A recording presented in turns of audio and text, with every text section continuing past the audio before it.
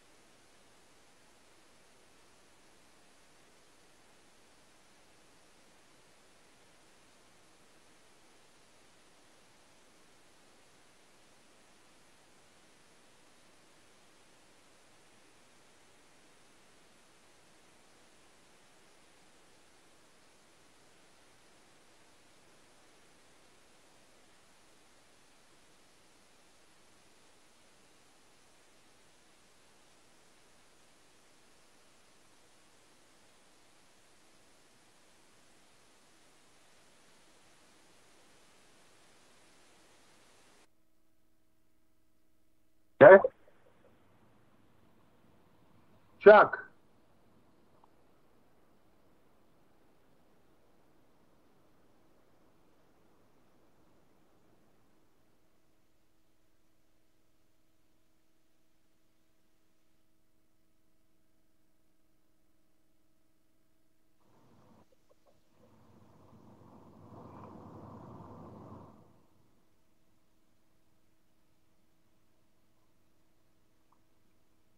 we're going to take care of this this mythology in the case as soon as we can get our collective crap together over here.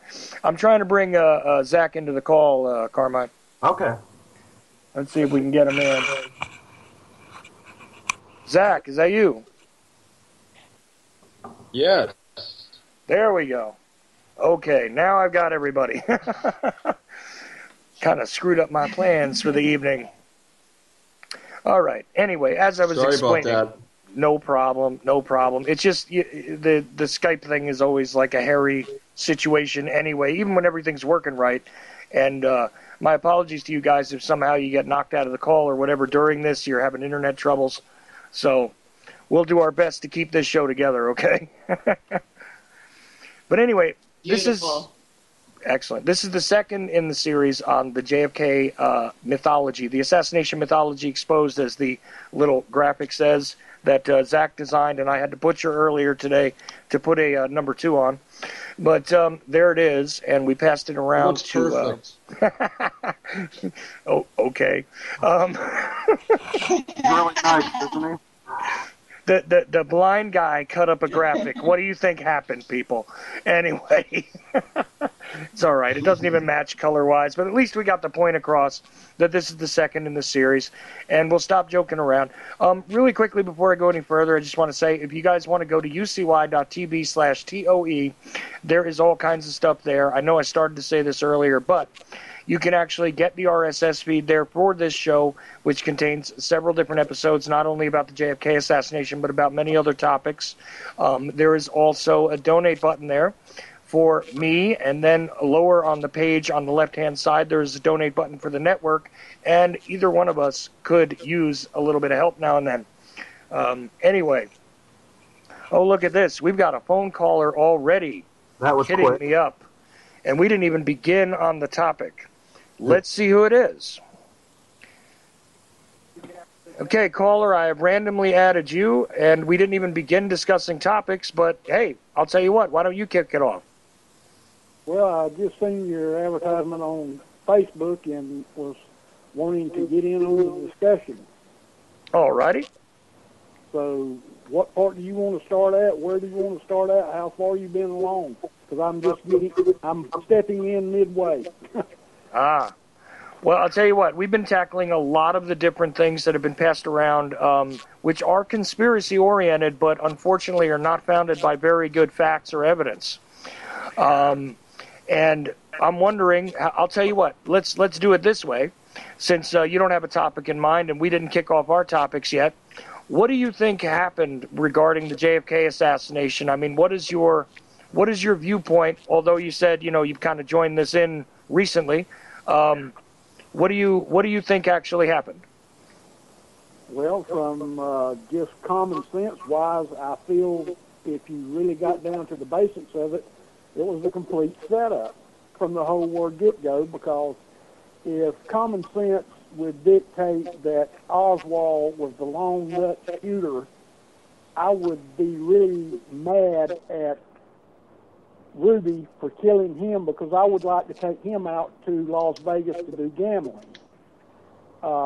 There's too much that happened in such a period of time that it stands no reasoning that Lee Harvey Oswald would have the knowledge or ability to pull it off by himself.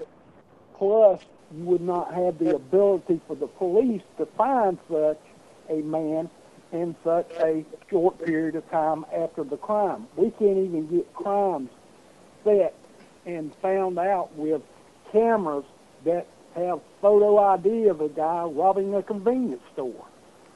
You got it. And you know what? That is absolutely true. I'll say this, that, nobody, I don't think anybody on this panel tonight supports the lone nut conclusion. None of us is an Oswald did it guy, although there was a point in time when I thought that was a possibility, but absolutely none of the evidence actually lines up. None of it makes sense, and so we know that that's part of the mythology. But what do you think happened? I mean, we'll discard the idea that Oswald did it immediately, and say, well, what do you think happened? I mean, do you think it was a plot by the CIA? Do you think it was the right-wing factions in the country? I mean, do you think LBJ was responsible? What do you think actually happened? The way I see it and believe it, you had CIA involvement, you had FBI cover-up, you had mafia ties into it, you had plans way before November. If you've done any digging or listening or reading of the attempt that was supposed to be made in Miami. I mean, this goes out. There was a guy in Georgia that had predicted this from a high building with a high-powered rifle. And the Manleffa Tucano is not a high-powered rifle as by per specs. So to do the damage and everything, there's nobody pulled off Lee Harvey Oswald's quote-unquote shots yet. Well, you know what? For the most part, you're dead on. So, and you know, it took me 20 years to get to that point. But, yeah, you're dead on, except for, you know, the guy you're talking about in Georgia there, he was related to the case, and he had been in Georgia and had been involved, and that's, oh, boy, what is that guy's name? Or something like that, wasn't it? Minter? What was his name? Minter? It started with an M, I believe.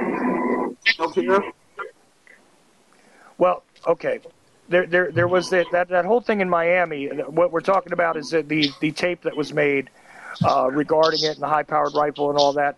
That's kind of a misleading thing, too. But the plots that were noticeable, the things that we can trace that actually, you know, seem to have been threats to Kennedy prior to Dallas, were in Miami, we're in that area, we're in Chicago, and also there's even the possibility, although there's a little less evidence for it in Los Angeles, previous to Dallas.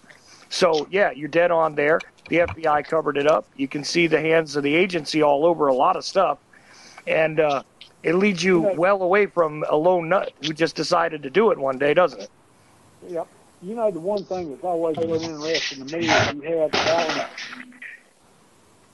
Arlen Specter that was doing the back shot into Kennedy, and, you know, everything that's been shown on TV, they even had one time where they had pulled off where the shot had went through Kennedy at a proposed shooting and then hit Connolly. But what's so weird is the shot that supposedly, quote-unquote, went through the throat and hit Connolly had him setting straight up. If you go back and look at the film that I say is altered, the shot that actually hit Kennedy in the throat in no way hit Connolly because there was no reaction from Connolly, who was still going to have to turn around. So all of Arlen Specter's BS is just that. I mean, you can make things happen, but in the quote-unquote real world, that was an impossible shot for that to have transpired and happened in the situation that was going on. Like I said, you had a guy sitting supposedly in a sniper's nest that had just got through eating chicken, or there was a greasy chicken bag up there where somebody had eaten and drank. And at that point, there's not anything on the rifle but one palm print. Right. That whole thing is completely ridiculous because that was more than likely Bonnie Ray Williams' lunch, too. And, even on top of that, you had someone go up into the sniper's nest. They had taken all the evidence, taken everything away, and what pictures you see of it is a restaged sniper's nest. And people don't realize that. Well, you're covering a lot of ground. You're covering a lot of ground. And as a matter of fact, we had a discussion just the other day about this with the boxes being moved around and how strange it is, what was going on and everything else. Well, just to give you an idea, if you look at the boxes, the way they were staged in there for the shot, from the way it looks in the pictures that I've seen, let me phrase it that way, that I've seen, that sniper's nest was set up for a left-handed shot, not a right-handed. Lee Harvey Oswald was right-handed. I know because I am a left-handed shooter. And you do not, if you're going left to right, which is what you would see in that window, that rifle was set up for a left-handed person because he had room to move. If it was set up for a right, he would have had to catch him coming down Elm Street. Think about it. Look at the picture. Well, he gets them to coming down Elm Street. You mean from Houston? You mean you're talking about onto Houston, right? Right. Yeah, that would have been the logical shot for a left-handed shooter. Right. Where the boxes were set up. Yeah, exactly. Nobody. I've never heard anybody mention that, and I'm like, my gosh, they saying, was he right-handed or left-handed? Well, if you go back to his military quote-unquote picture that's showing him in a kneeling position, he's definitely a right-handed shooter. Mm. Which in the military, they would at sometimes would try to switch a left-handed shooter to a right-handed shooter. No, you're absolutely right. The only thing, Miltier, Joseph Miltier was the guy I was trying to think of, by the way. Right. But Miltier is an interesting character, but I don't think he had anything to do with the assassination. I think that there was. He was in Dallas. Well, there was pictures of him in Dallas during the assassination. All right. Well, see, that figure, which is identified as Miltier by some people in the research community, I don't think is definitive proof about it. I know that there's been things said that he was there afterwards and everything else, but realistically, interestingly enough, Miltier is more easily linkable to to the King assassination, believe it or not, because he was actually trying to raise money for that exact purpose. Oh yeah, I agree with you there. Yeah, that's a truth. We have the testimony and the tape involving himself and an informant named Willie Somerset, which has been bandied about as a connection directly to it. But I think that Miltier might have heard something. I think that there might have been various plots going on, and I don't think Miltier knew about Dallas, and I don't think that's him in that picture. I could be wrong because it's hard to tell. You're looking at a pretty rough-looking image when it comes to that photograph. Well, let me ask you this. Well, what do you think of the Lovelace in the window or in the doorway? Do you think that was Lee Harvey Oswald or Lovelace? Billy Lovelady. You think it was him? Absolutely. Okay, I mean, I don't have any definitive answer there because it's mighty funny that on that picture that shows everything, there's one guy's face that is marked out. Just wearing a black suit, if you look. Well, it looks that way, but you got to understand, you're talking about a very small portion of a photograph, which has been blown up and manipulated and passed around a lot.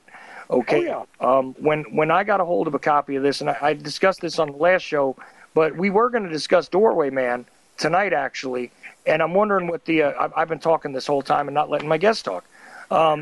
Carmine. I'm sorry, I didn't mean to hog the show neither. I'm sorry. No, it's okay, but I want to give them a chance to chime in because I know this was one of the topics we were going to cover tonight was Doorway Man. So I wonder if either Carmine or Zach or Trish would want to jump in on this and discuss Doorway Man. I give you an automatic answer that I think it's Billy Lovelady, and I have no reason to believe otherwise. There are various problems with the photograph when you begin blowing up a photograph, which is chemically made like that. All sorts of interesting anomalies begin to appear in the ancillary portions of the image that weren't part of the focus. For the optical area of focus, and all sorts of what I call distortions are present in that photograph once you get away from the main part of the image. But I'd love for one of you guys to jump in on this.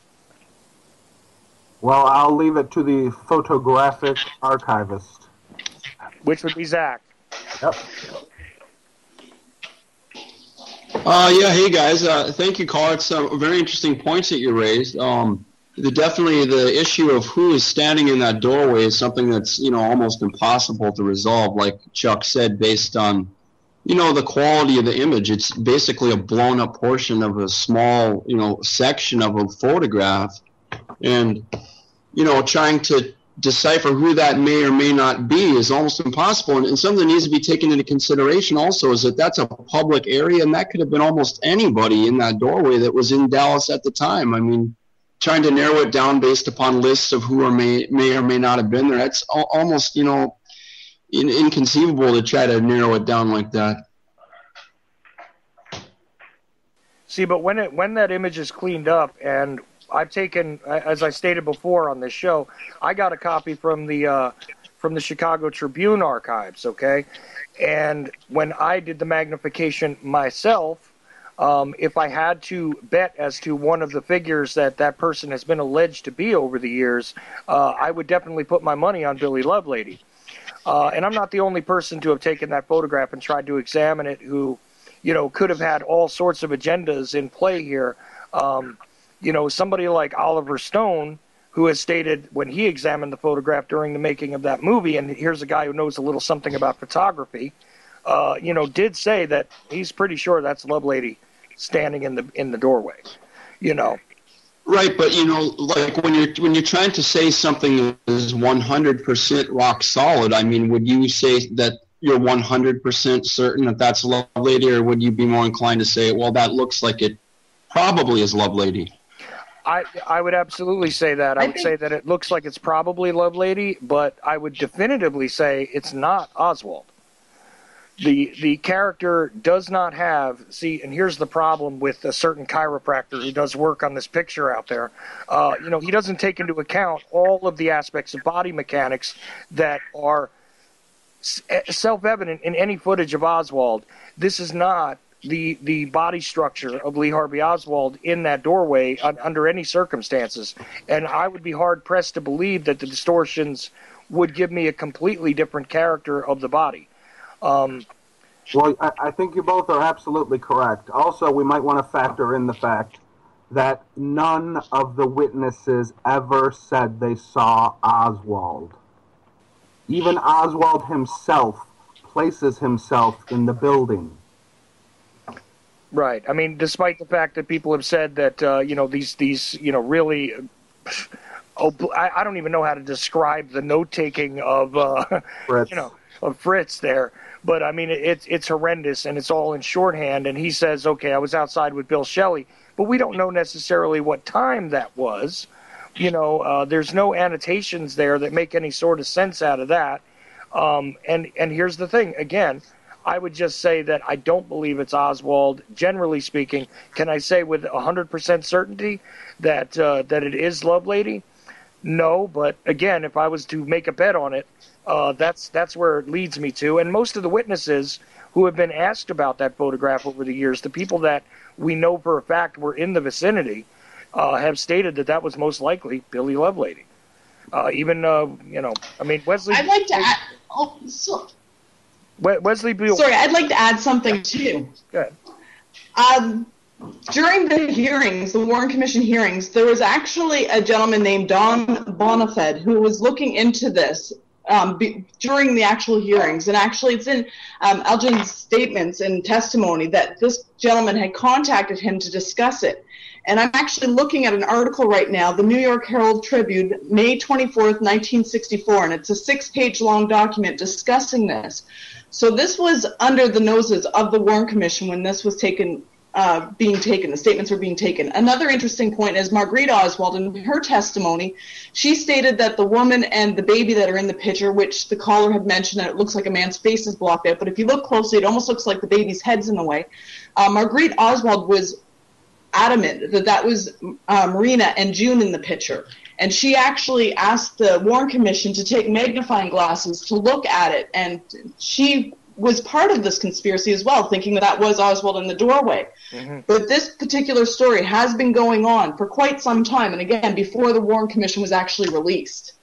Yeah, that's true. And of course, we find later that, Marguerite is completely wrong, because if that was the case, how could she have been sitting where she was all that afternoon or all that morning? Marina was not traveling on her own and was not to see the president. Exactly. So the point...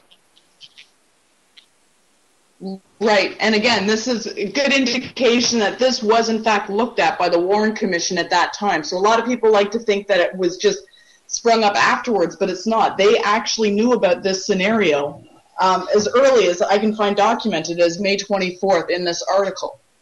I do believe Marguerite testified prior to that, if I recall. But this was definitely on the books during the Warren Commission hearings.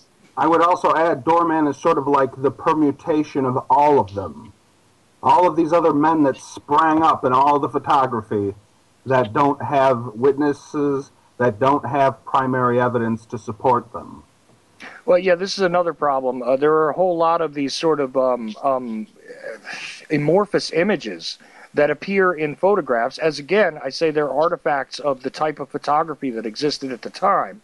And this kind of leads us into another part of the discussion. But, what do you think of what we have to say about that, caller?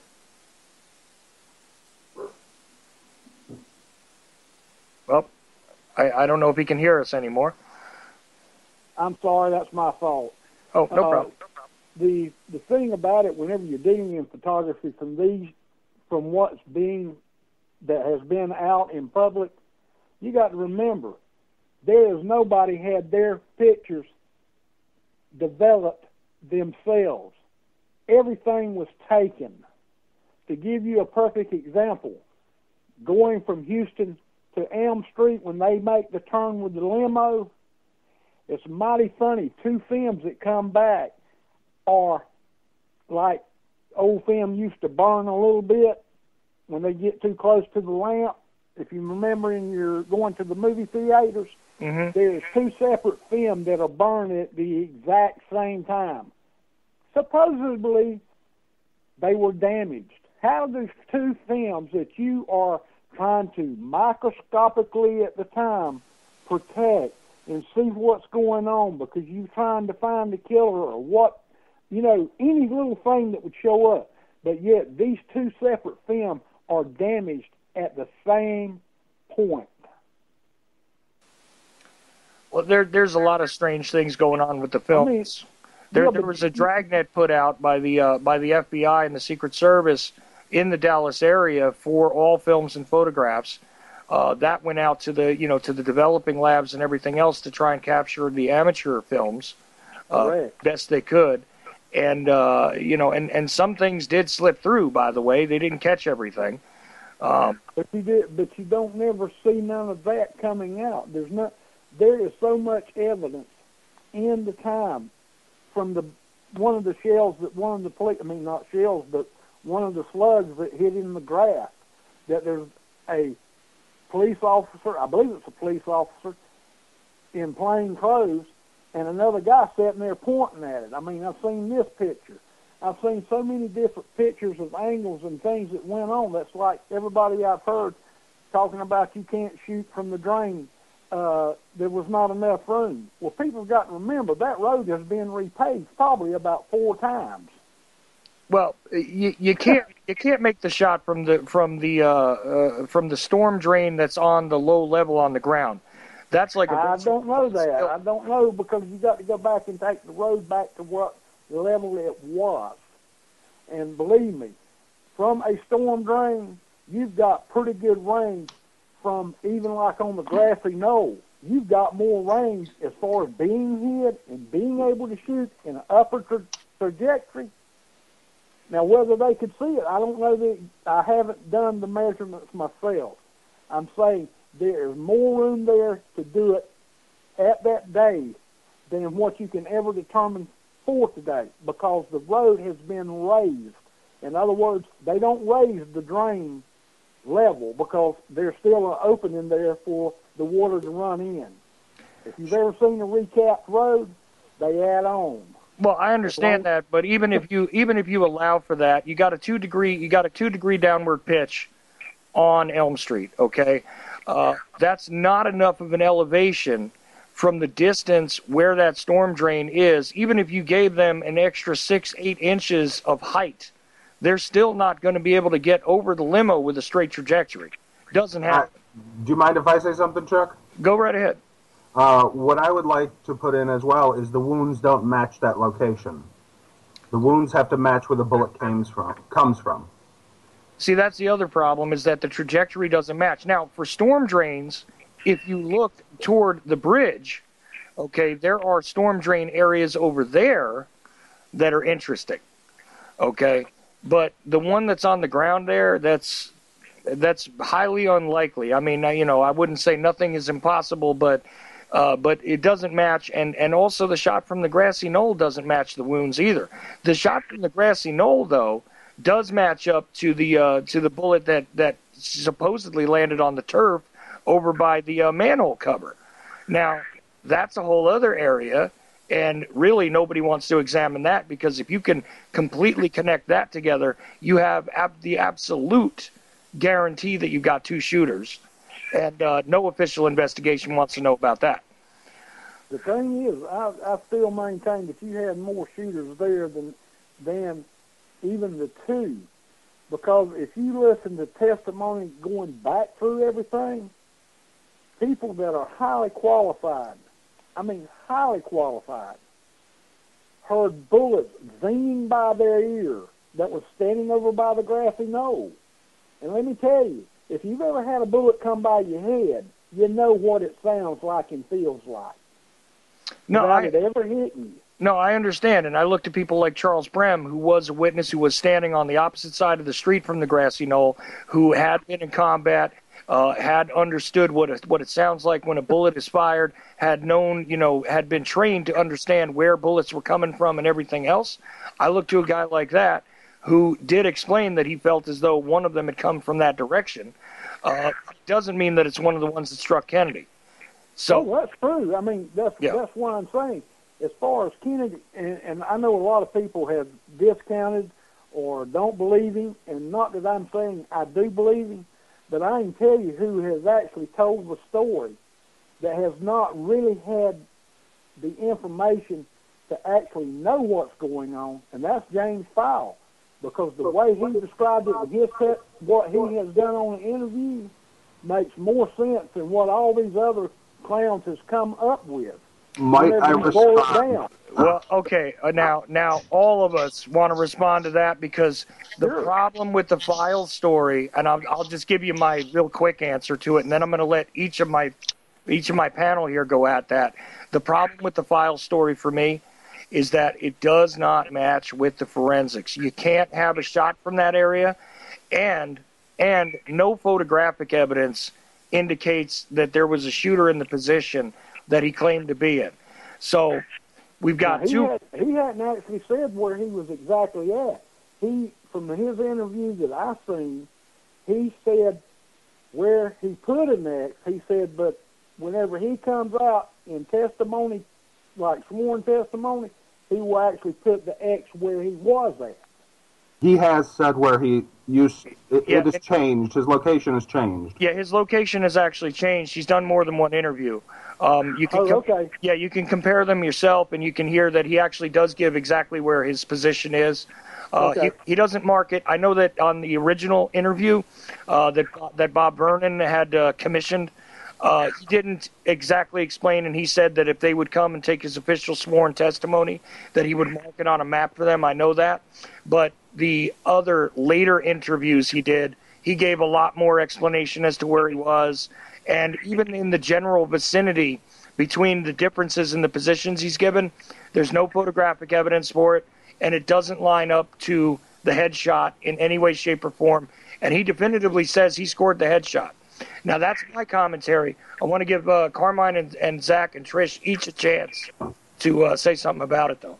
Ladies first, or shall Zach or I go? It doesn't matter. I'll go. Thank you. I just find it interesting, again, I mentioned this on the last show, that, James File came up as soon as the Roscoe White story was debunked.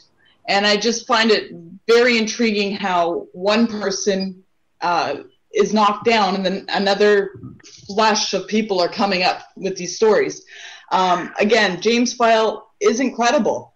That's the nuts and bolts of it. Unfortunately, again, we have witnesses, apparent witnesses that claim that they saw Roscoe White, the shooter, there. I'm speaking particularly about Beverly Oliver. But again, it's been proven time and time again that he was not in fact there. And then, of course, where was Files during this time when Roscoe White was on the map? And I'd like to elaborate a little bit on what Chuck said about the forensic information. I've spent a lot of time reading the testimonies of the people that performed the autopsy and were present, and they all universally agree that the shot went basically, depending upon who you are trusting this, that it came from the back to the front or the front to the back. And all of the evidence, the x-rays, which are quite clear, that the damage is that it didn't come from the side. It was evidently a blowout of some sort in the side area, but no way did a shot come or exit no way did a shot come from the side. A bullet can't do a U-turn in his head. So if it came from the right side, it can't exit from the right side either. May I? Go right ahead, Carmine. Of course, Carmen. Okay. The beginning of my problems with Mr. Files and his story are that, one, he has changed his story multiple times. Not only the location of where he said he was, but he has also changed. He originally went with Garrison's claim that the route was never published and there was a last-minute change, which is not true. If you go back and you look at the newspapers, Dallas Morning News, Dallas Times-Herald, you can see the full route was published. It was published on the 19th, which causes a huge problem later on for the commission. There's two of them, Dallas Times-Herald and the Dallas Morning News. Yeah, but they did publish the route. It was out there. This wasn't a last-minute thing as Files claimed. There was no last-minute change. The Secret Service finished it on the 18th. It was published on the 19th. That's the earliest Oswald could have learned if he did it alone, which kind of kills the commission, but that's another story. Mm-hmm. No, both of those papers published the same route, which is the real route. A foolish route because they didn't need to make that turn. They could have bypassed. That was against all protocol right there to start with. Well, yeah, absolutely it was. Even back then. Yes. Even back then. Yes, it was. The vehicle should have never run that slow. It should have never made that kind of turn. It should have never been exposed for that long to people. There was all kinds of things wrong with the Secret Service protection. But interestingly enough, as far as I know, and I haven't seen evidence to the contrary, they're exactly right about their assertions regarding what was published and what was public knowledge. And it was public knowledge on the 19th what the motorcade route would be. Yeah, so, I mean, that pretty much, in my opinion, kills his story. If he's creating any part of it, why should we regard any of it? So, if the story changes, then he's got the forensic and medical inconsistencies Zach pointed out, then he's got the inconsistencies, and he sort of kind of crops up conveniently after the Ricky White story goes down, though Chuck told us he was around before that as well, because the story was sold. It was sold from Bob Vernon to Wim Dankbar. Let me revert back to one question whenever we was talking about the shots going from front to back or back to front.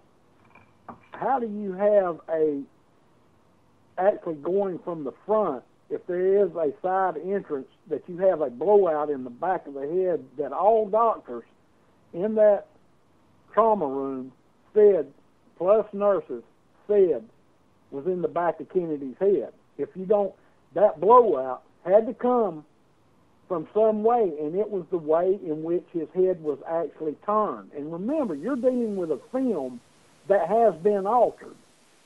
There is no mistake about that film was altered. Okay, I'll give you that point. That film was altered, and let's just discard the film. How about this? I spent time talking to Dr. McClellan, who was president of Parkland also.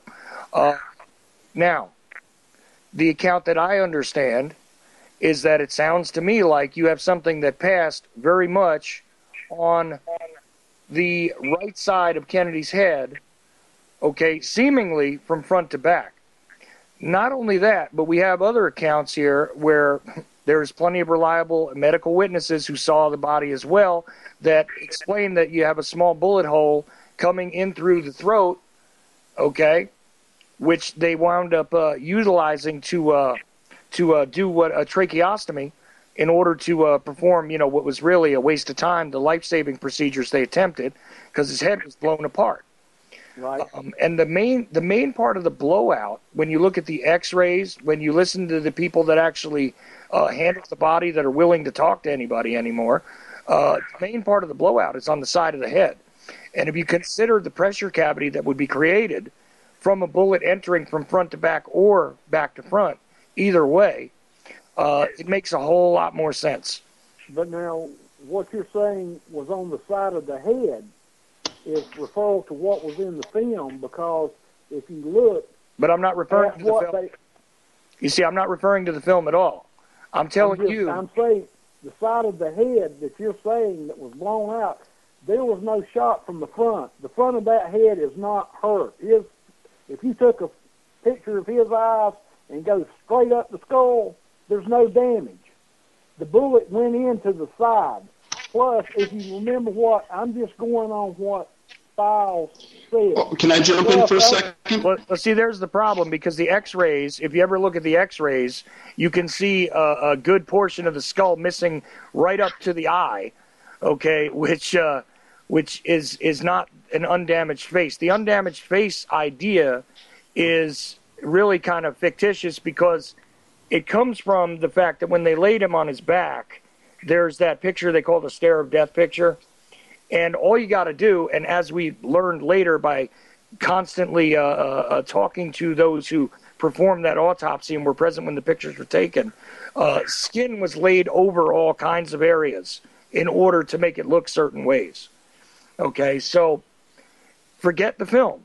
It's in the AARB files as well, where they talk about, they say reflected. They reflected the skin and the bone. They replaced pieces to make it look more whole for certain pictures. Right, and the reflected portion is what they call sometimes the mystery photograph, where you can literally see portion of the skull, and it's almost hard to orient. And in fact, Dr. Michael Baden most famously publicly could not orient the photograph correctly on an easel for the HSCA. Thank you. But anyway, Zach, you had something to say? The only thing I was referring to was File. Yeah. Another important point to make about what.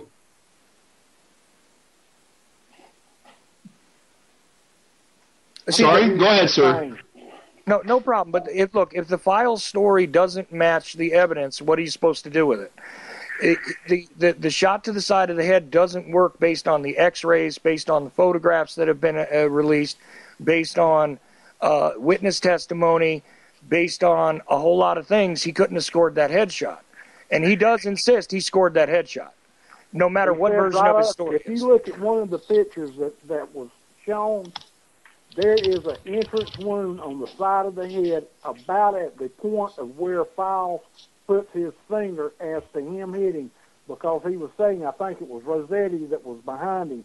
They both shot simultaneously. It's like, bam. Oh, okay, I understand, but there is no entrance wound on the side. The fractures which emanate from the damage to the skull. This is a round hole in the picture. This is the round hole in the picture. This ain't no fracture. Fractures don't fracture in a round circular hole. Sir, the picture you have might not be an original, and if you don't have an original, you don't have the right picture. The picture in the films really used by Files and Wim because they've all been doctored. But no. There are originals, sir. You just do not have them, because the ones that Files uses are not the originals. Do you have the original where the gentleman placed the metal fragments in the skull for the X-ray? Once again, that's not proven, sir. You're just saying things that you saw on this thing, and unless you have evidence, it's not proven. This is an interview with the gentleman that did the actual X-rays. Okay, but that's one person's opinion. If there's no evidence, one person's opinion when he's the guy that did it. You're talking about not the guy. Custer. He claims to be the guy. You're talking about Gerald Custer, and there is a dispute as to whether he was actually the one doing the X-rays. First of all, because there was more than one person operating that portable X-ray machine that night. Dr. Ebersol was the one operating the portable X-ray machine, who I spoke to. Also, back in the early 90s. Didn't get much out of him, unfortunately, but sadly, Ebersol was the one who was actually in charge. And again, we can go back and forth as to witnesses contradicting each other, and even Gerald Custer contradicting himself, which he has done over the years. He is dead now, so he can't defend himself anymore. But the fact is that he also contradicted himself, and that's where the idea of laying the extra fragments comes from, and all that too. Let me ask you this, since it was brought up before, do you think the bullet hole in the front of the throat was exit or entrance? My opinion would be entrance.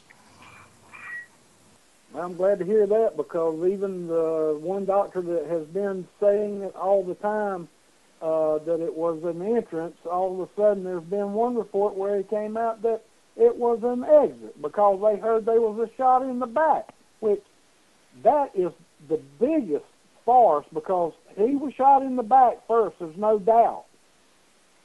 But that bullet didn't go anywhere near the throat because there's no way for it to align to do it. No, that's right. Here's what I believe.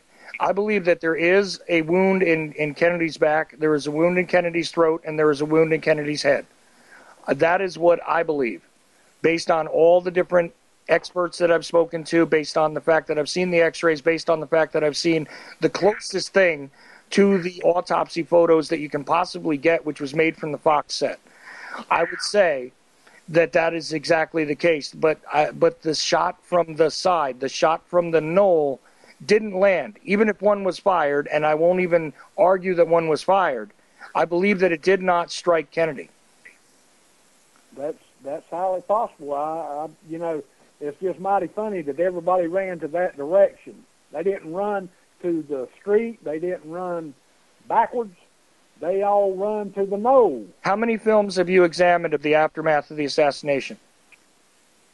The one that's mostly been shown. One guy with his wife and child that went down on the ground. Okay, that right there. He was certain one come from the knoll. Well, the best image of that family you're talking about actually comes from a film that was shot by a Navy photographer, and various shots of them. Oh, good Lord, Bill. Man, he was pretty close too. He was there. He was really young. He was there with his wife. Bill Newman. Bill Newman, that's who it is. Bill Newman is on the ground over top of his son with his wife over top of another one of their children. That comes from a Navy photographer. There are over 35 films taken of the sequence between Houston, Maine, and Elm. Only 3 of them, to the best of my knowledge, 4 of them actually capture the headshot. But there are actually 4 films that capture the shooting sequence to some degree. And there's actually 2 of them that I'm personally in possession of that have never been shown on any TV show.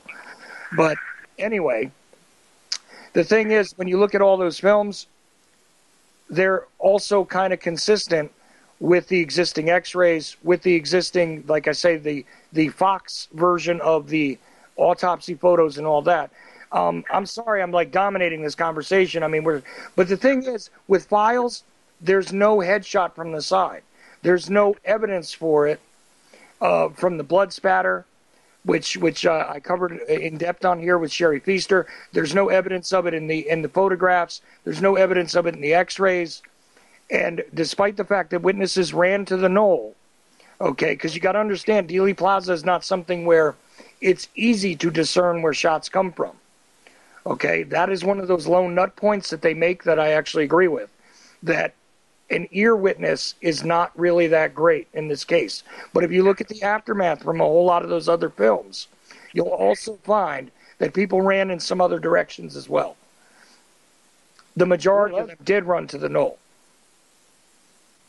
But that's why I'm saying, I'm not saying that James Fowle did it or whatever. I'm just saying what he has pointed out from what pictures I have, because there is one picture of Kennedy laying there that you have to look, but there is a circular hole right up above, headed back to the top center of his head, a circular hole right behind, I would say probably like a half an inch to an inch behind his eyebrow. Okay. Because there's open bone there. Right. That's a defect that I'm telling you now, if you look at the clear, direct image on the Fox set, it looks a whole lot different than what's circulating out there. And it does look a whole lot more circular, and I don't know if anybody altered it or whatever over time. It looks a whole lot more circular in these images that are being, passed around on the internet. But I can tell you, when it comes to the autopsy and all that went on there, I don't have any faith in any of that. Because bottom line, that was nothing but a cover-up from the time they rolled his body, whenever it got there, to the time he left. It was total cover-up. May I respond? Yeah, go right ahead, and then I'll tell you what I'm going to do. I'm going to move on after that. Okay.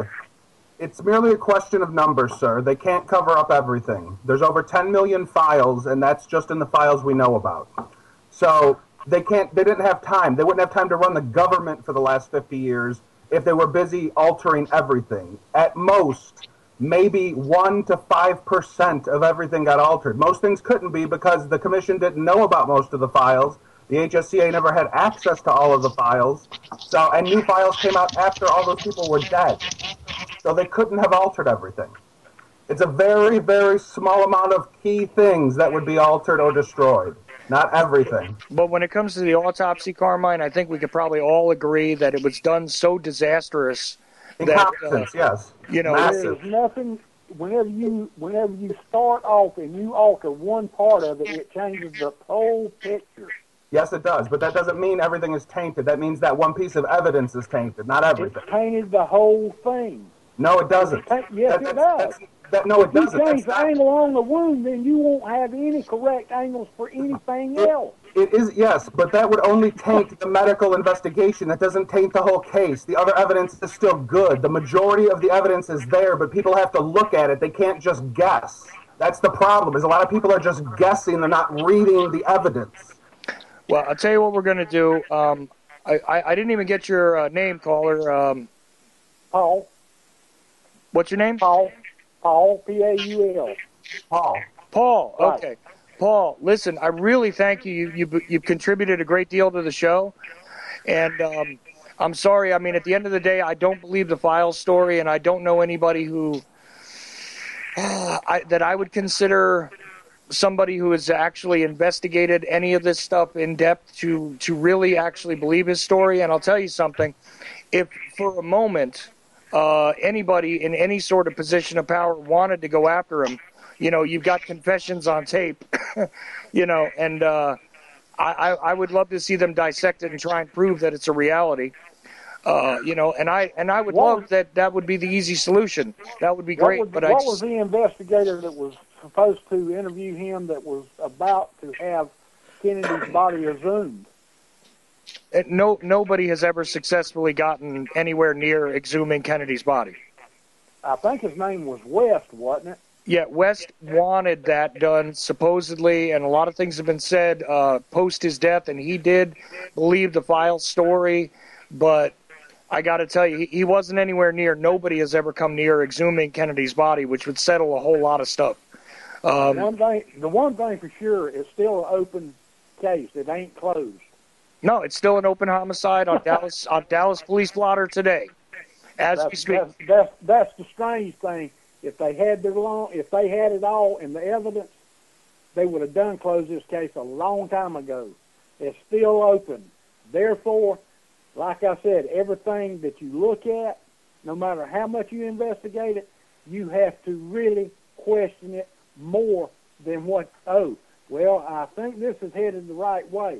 That's why I said I was leaning to James Fowle, because a lot of what he said was adding toward what looks like that I've seen. Not saying that he was the cat that did it, but a lot of stuff that he was telling, he had no way or access to that information because he's been in jail for damn long. I understand, but that's why I think a lot of his information turns out to be inconsistent with a lot of other evidence. So, look, I'm going to let you go, but I really appreciate all your contributions to the show tonight, and I want to thank you for calling in, Paul. No problem. Appreciate it. And I enjoyed the conversation, and please don't take none of my voice trainings to heart. Love discussing. Listen, it's all an open discussion, and I'm glad to have it. Thank you, sir. Thank you. So that was Paul's thing, and there you go again with the files thing. Notice that no matter how many times I say it's inconsistent with the evidence, well, then maybe the evidence is no good. Why is his story going to have more weight than the actual evidence that we do know about, et cetera, et cetera? Well, what can I say? I don't know, guys. What do you... May I respond, or Zach, do you guys want to go first? Well, I just want to say one thing, and I want to say something about Gerald Custer, is that I would suggest that anybody read his ARRB testimony or listen to it, and then they can decide whether or not he is telling the truth. Oh, yeah, definitely do that, but also examine his earlier statements because, like I said, they did change. There are changes, there are alterations, there are additions. So examine the whole thing. Well, fair enough. He was. I mean, he was also on the stand. He was on the stand for his testimony, and we'd have to give that a certain amount of weight as well. Well, right, but also the influence of various things. I mean, he literally walked into one of his ARRB meetings carrying a conspiracy-oriented book, which I'm not even going to name here. Okay, so got to remember that sometimes over time, different witnesses wind up adopting ideas based on the literature. That happens. I mean, even a guy like James Tague, who was, and I point this out all the time, was struck in the face by something, either a piece of a curb, piece of a bullet, depending on what you think happened. And the ordeal that he suffered afterwards, those are all real things. But toward the end of his life, he was another guy screaming that LBJ did it. You know what I mean? And even a book was released to that effect by him. Well, the book that he did, that he brought in didn't have much bearing on the important things that he did discuss, such as the intimidation and the fact that the X-rays that gentleman was discussing on the call there did seem to take place, and they were proven that they were fabricated. Oh yeah, there is problems with those X-rays over and over again. I mean, David Mantic, again, another guy who's really interesting, pointed out some of the problems with, how you have a left and right orientation to X-rays and how they seem to be made from copies and all kinds of problems. And meanwhile, he was looking at the originals, which, technically speaking, the originals have not been released to the public. Right, and it's just interesting to take into account all the different facets of what he had to say, and this ties into one of the things that we were talking about tonight with the photographic evidence. And one of the things that was brought up was the fact that some of the X-rays were intentionally burned during the procedure. They were held up against hot lights and basically damaged right while this was taking place. Well, right, and I would attribute that to the fact that they were looking for bullet fragments in the body, and they kept pulling out the films as they were being developed. That's why these guys were running back and forth, and I don't take one person's testimony on that. Not only did Custer say that, but others who were present said that. They were running back and forth and trying to examine these films, like on the sly, under pressure, with all this chaos going on in the morgue, at Bethesda. There's all sorts of possibilities for those original films to have been damaged, mishandled, burned, held up to the wrong light, you name it. Yeah, and then you add in. Well, these are highly experienced pathologists. They should know better than to hold newly developed X-rays against hot lights. There's no excuse for that. Well, no, I don't think that necessarily it was the pathologist that did it. It was probably the aides. There were over 20 people in the room, and then you got to figure all of the agendas of the different people there and who they're representing. Plus, you got Siebert and O'Neill trying to keep notes that Spectre won't even recognize as having been written later. Well, right, and the whole thing though with Ebersol directing two X-ray guys, one of them being Custer, and the other one I don't remember off the top of my head. I think it was Reeby. Ed Reed. Reed. Directing Ed Reed. Floyd Reeby was one of the photographers. Oh, okay. That's correct. Reeby was one of the photographers. You're right. That's the one who claims that his whole film was exposed and destroyed. He also claims that over 100 of his photographs were taken. He claims that he took over 100 press certain photographs of a certain format that just never appeared. Press pack photographs, they were called, black and white ones. Right, and and Stringer, when looking at the photographs, when he was presented with the original photographs, didn't want to say that he used that type of film or anything else. That's what they made two versions. So I think that definitely contributed to the confusion because Anacostia made a version and the White House made a version. So now we've got two sets, some in color, some in black and white, And at the end of the day, once everything's done by the ARB, not only Stringer, Spencer, Humes, Fink, Ebersol, Boswell, all of them had problems with some of the pictures. Right. They claimed that either they were missing, there were photographs missing, or they did not represent what they saw that night, or whatever. There were various... Yeah, Spencer saw different marks than what she saw when she processed them at Anacostia. Right. Right. So, I mean... Well, these photographs that... Sorry, these photographs that Reeby claimed disappeared were of an entirely different sort of format, and none of them reappeared, and there were over 100 of them. Oh, yeah, no, the Secret Service supposedly confiscated everything. All the pictures were taken. Right. Well, these never reappeared, period. So, I mean, and there's X-rays that were taken, such as a chest X-ray that has never appeared. There's other X-rays that were remembered to have been taken that never surfaced again. I mean, there's a lot of different aspects of this that really shine a lot of, it's criminality, if you will, on the part of those who did the autopsy. I mean, it's not just sloppiness. Yeah, right. No, it's in some cases I would say it's obstruction of justice and suppression of evidence. No, absolutely. Like the fact that the Y incision photograph is missing. Give me a break. That you can't mistake that one. Okay, you could say, well, maybe he was laying on his back, maybe he was laying on his, on his side. You could say maybe they sat him up, maybe they didn't. But during all these photographs, where the hell is the Y incision? There had to have been one made. Well, kind of like the brain. Where's the brain? Where's Waldo? Yeah, right. And at the end of the day, I think it's actually the fact that there's still confusion in it means that there's still evidence somewhere, that has yet to be revealed. And I grant that, and I even grant the arguments from a lot of people who believe that things were intentionally altered and all that. But if you just take what is in existence now and try and compare it to the story, if you can't even begin to match it up to one of these accounts, I'm sorry, I discount it. And that's the problem with files, in my estimation.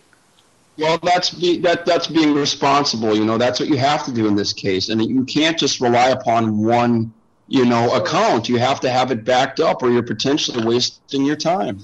Oh, and files especially, because if one follows the trail of James Files, it leads to Wim Dankbar, who is also a proponent of the Judith Baker story, which we all know quite well. So I would assume that Mr. Files' story, based on all the inconsistencies, is perhaps another feasible myth. I was trying very, very hard not to bring up Miss, I posted in a Facebook group illegally this week. Yeah. But, because Judith Baker literally claimed that I posted in a Facebook group illegally. Okay. Well, I liked when someone posted the Facebook police picture. That was a favorite of mine. But anyway, I was trying not to bring up Judy. I was trying, but I failed. Okay. So, do we want to move on to something else? Because, pretty much Files is one of those things that I take as a myth. Yep. Next. Yeah. Trish? I've been doing a little bit of research on the testimony, and one of the testimonies that really jumped out, I've been following the photographers, actually, that were partaking in the motorcade. And one that came up that was really interesting was Mr. Underwood. And I don't know if anybody's ever taken the time to read his testimony, but he actually had a broken camera, and he was trying to swap it off at the corner of Main Street and Record Street with one of his associates. But he claimed that the motorcade was traveling too fast, and it was an impossibility to do that. Near the end of his testimony, he states that basically he recalls sitting down and speaking to someone named Eunice. And, of course, he got the name wrong, which is Amos Ewens. And Ewens had stated that he had seen the shooter, he had seen the man actually pulling the trigger, and he said that it was a colored fellow that did it, a black man. So I went to the extent of following up on his testimony, and it's quite interesting because I don't want to say changed, but he definitely seems to have skipped over a few parts. And it was claimed that he had seen a white spot, a bald spot on the gentleman's head, and he wanted to clarify that he did not tell the FBI when he gave his affidavit that it was a white gentleman. So I'm really not sure where this is going, but I've been doing a lot of following up. So it's not so much just what the pictures tell you. It's what the actual photographers of the pictures have to say as well. Another thing that I found extremely interesting. One thing I want to add, Chris. One thing I want to add, just to give listeners a point of reference for Amos Ewins, is that he can be seen photographed in various films and photographs being taken away not very long after the assassination on the three-wheel motorcycle from the Dallas police, and he was a very young. Right, he was in grade 9 at the time. Yeah, he was a ninth grade. He was. Black kid, by the way. So a black kid identifying a black man in the window, by the way, which, to me could be reasonably explained because, after all, Bonnie Ray Williams and, who's that other guy? They're both on the windowsill there on the fifth floor. Junior Jarman, right. They're both on the fifth floor, sitting on the windowsill. And you can see that in various photographs. That's correct, yes. And they were absolutely present. So this kid could have seen that as well. But there is a weird sort of thing where his testimony changes, and a lot of people were pressured to change their testimony. That happened too. Yes, and it's interesting because all the gentlemen that were in that press car that I've been researching, Couch being one of them, Couch said that Bob Jackson actually pointed out that there was a rifle out of the window, and he saw the rifle as well.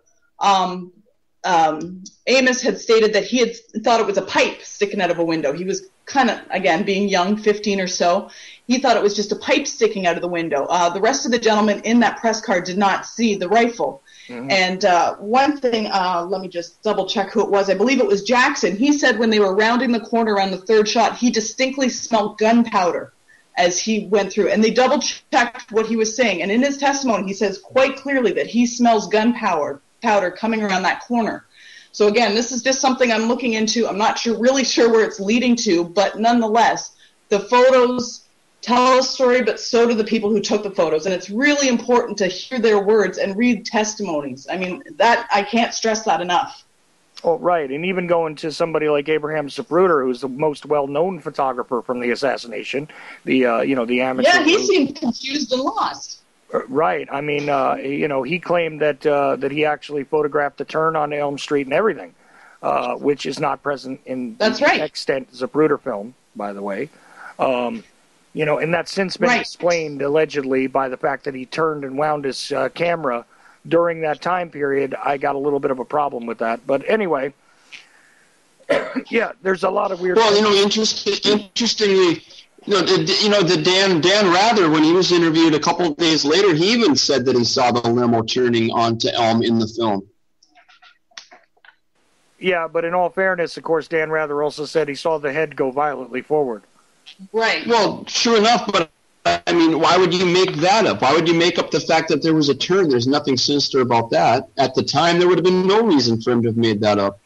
And another interesting thing about that turn is if you look at a Jim Towner picture, it's a most famous picture he took from my knowledge. It shows a strange van in the background, basically parked on, I believe it's Elm Street when they're rounding the corner. And it's actually printed in a Time Life magazine, but it looks as though someone edited out it's shadowy, it's blurry. It's almost like two people standing in front of the van. And I'll post the picture on your website just so people can see it. But it's a very unusual picture, and you can definitely tell that somebody had touched it up or made modifications. So something unusual seems to have happened around that corner between the gunpowder smell, this van with the modifying of the Jim Towner picture. Something was going on in that corner. Well, and getting back to the Zapruder film, that's basically the section of the film in my mind that has the most indication that the film is altered because of the bystanders back behind there. You can basically map out using other photographs that the bystanders that are visible across the intersection of Elm right behind there in Houston by Dal Tex over there. There's no way on earth that matches up properly. That's just not humanly possible. And barely anybody's testimony was taken from the people in that corner as well. So, again, something was going on in that corner. No, certainly. There's a lot of weird stuff there. And, of course, Tina Towner took a film of them turning the corner, which you can find. That's right. It's really brief, and that's I believe that was his daughter, right? Yes, his 13-year-old daughter. Yeah. one of the many films that's not, that is shown in brief, in compilations of films, but is never seen in its complete form, by the way. So, anyway, so onward and forward. I mean, what else do we need to cover here? Because we've actually gone through a whole hour. That was pretty quick. Yeah. Well, unfortunately, I had to include a little files debunking, but that's fine. Well, it needs to be done, though, don't you think? Yep, apparently. So what else? I could tell you the Skype question I got. You guys are going to love this one. I don't know how much you guys know about the book Mortal Error, but Owner Menninger? Yeah. Here we go. You hear that sigh, right? Okay. Well, this, of course, has to do with the alleged Secret Service agent Hickey, who won a lawsuit against the author of that book, by the way, for being blamed for shooting Kennedy in the back of the head with an AR-15. It was settled out of court, as I was corrected, because I said he won too. It was settled out of court. Oh, excuse me, but it was settled in the favor of Mr. Hickey. Of course it was, but yes. They like to say it was settled out of court to try to give it some credibility. Yeah, well, that was the final solution on it, but I could have. We should double check that, because I think they actually lost one case and then settled it out of court after. I think that's what happened. Okay, I'll go with your memory better than mine. I just know one of the debates I had included this ridiculous idea. No, I could be wrong. Double check it. I mean, that's one of those things that I just took as a laugh, because I could not believe it when I saw in 2013 that they were actually producing new TV shows based on the idea that this was even a remote possibility. Well, he's dead now, so now they can't be sued. Oh, yeah, but I mean, come on. I mean, you guys want to attack the whole Secret Service agent shot him in the back of the head nonsense, or what? Ladies first. Well, to be quite honest, like, I've heard this story as well. It goes with the driver shooting him. I mean, I really have no comment on it, because, I mean, what is there to comment? I mean, the likelihood of that happening is very slim to none. I'd like to think that they're there to protect him, not to shoot him. Again, there's nothing that adds up with that story at all. I mean, again, there's nobody from the car that the gentleman was in with the AK stating that, he misfired. There's nothing there, grasping at straws. Right. Okay, so what else do we have on deck? Care if I throw in a quick... May I throw in a quick footnote on that idea? Oh, please do. Not a single witness, once again, just like with exactly. the other, not a single witness supports that. I would imagine if an AK-47 went off or next to you, you'd hear it. Right. There's going to be smoke. Well, it's a civilian issue of the M16, which is the AR. Oh, I'm sorry, AR-14, I'm sorry. Yeah, but either way, I would assume that even if it is set into a single-shot, selection mode, that kind of thing would be kind of obvious to people. Yeah, maybe some of the witnesses watching might have mentioned it. They might have. Maybe. But then again, like she brought up with the limo driver, I mean, simply because there wasn't any witnesses doesn't mean we can't believe it, because after all, Exactly. Why let evidence get in the way? Yeah, there was only a couple hundred people present at the time, so, nobody saw it. But anyway. All right. So enough of the comic relief, because the mortal error has killed me for so many years, because, I mean, I've had people swear up and down because, and Donahue I don't think was a bad guy or anything. It's just that, he might have been expert with firearms, but he did not understand the rest of the equation, And of course, he is one of the few guys who actually, that's another point I forgot to make with the caller, is that Oswald's shooting feat was duplicated by Donahue during the CBS thing in '68. So it did happen, but the alleged Oswald shooting solution is a possibility if you allow for XYZ. And the problem is XYZ can't be proven, so there you go. But when they gave him that moving target, moving away from him in the same kind of weapon, when the thing wasn't jamming or giving them problems, by the way, Donahue was one of the few guys who could pull it off. An interesting side note I'd like to make to the Carcano. Sure. Donahue, I would imagine, unlike Oswald, had verified practice. Oh, and access to ammunition. Exactly. I mean, it's just, like you said, XYZ. It's basically A through Z, because there's so many factors working against Oswald in the short amount of time that if he were to have been alone in this plot, he would require. The commission messed up in that they didn't create a timeline and make sure they were able to attribute so much to him in so little time.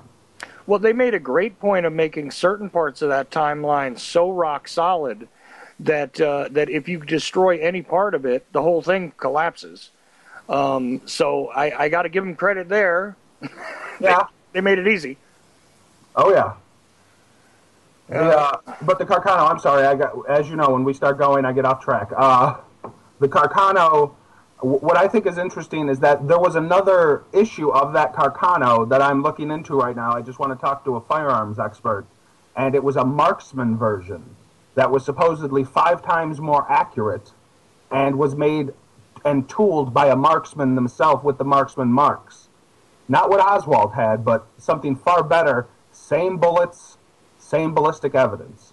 Well, that is a possibility, but I mean, if you go with the commission's, alleged timeline and where he got it from, he was not getting the best weapon. Oh, no, I don't think it was Oswald's. I just think that there could have been someone else there with a Carcano that was firing well. Oh, yeah, well, because any gunsmith could have taken one of those and made them fairly effective. Yep. That's a possibility also, but Oswald was not a gunsmith. No. And nor was anybody he knew at the time. No. So good luck with that. But, yeah. Anyway, of course, the crappy scope, Oh, yeah. the unlikelihood of the position. The rust inside of it. Yeah, exactly. So, do we want to continue on the photographs, or what do we want to switch to? Please go back to Trish and Zach. Trish and Zach. Okay, you know what? I didn't get enough time to talk through things with you guys earlier. So, what else did you have on your agenda that we didn't touch on so far here? Well, maybe we could touch down on Marina with the doll picture. This is more Zach's expertise than myself. Well, yeah, I mean, if there's some pictures that were evidently taken of Oswald and Marina when they were in Russia, and they're evidently holding what appears to be a baby doll instead of a real baby. And I was wondering if anybody had any thoughts on that or if they're familiar with that. I got to be honest, I'm at a loss for the baby doll thing. Yeah, I haven't heard of that before. Yeah, it's kind of an interesting. Yeah, it's kind of an interesting one, but it's shortly after when June was born. And the pictures are very strange. Again, we'll post them so people can take a look at them and give us their opinions. I guess a good place that we could start is the backyard photo. I mean, we haven't touched base on that one at all yet. Oh, well, this is an excellent one. Let me just give a point of reference to the listener. Of course, this is the photograph which was published on the cover of Time Life, or on Life magazine's cover, and was also circulated through various publications over the years and has been continuously utilized as an iconic photograph of Oswald. This is the photograph that we touched on last episode when a completely different version of the photograph was actually entered into evidence in the 1970s by Roscoe White's widow, to the HSCA, and we talked about how that happened. And, of course, there's been a whole lot of allegations made about this photograph over the years that, the head was, most famously in the JFK film, the head was placed on the body, the gun was drawn in. The weird thing is he is holding 2 communist newspapers that make no sense for him to be holding. The shadows are in the wrong direction. all this different stuff. And this is the iconic photo, again, of him holding, depending on which version you've seen, holding the rifle and the newspapers, or the photograph with him with the gun on his side and holding the rifle, something like this. But it was a series of photographs taken at their Neely Street address, previous to the assassination, that was utilized pretty much in the public's mind to place the weapons in Oswald's hand. Not only the one that shot Kennedy, allegedly, but the one that killed Tippit. So, go ahead, guys. I'll let you at it first. Ladies first as ever. Well, I think that one of the interesting things... Oh, go ahead, go ahead. Go ahead, buddy.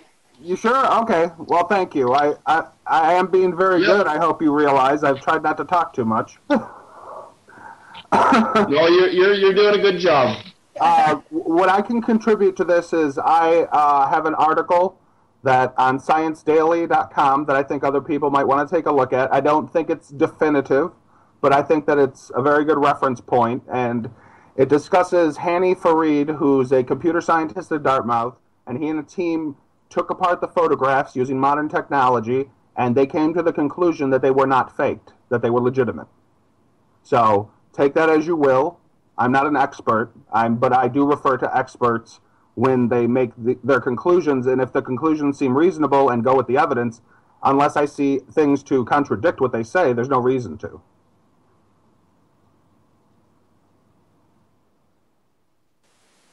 So, Trish and/or Zach?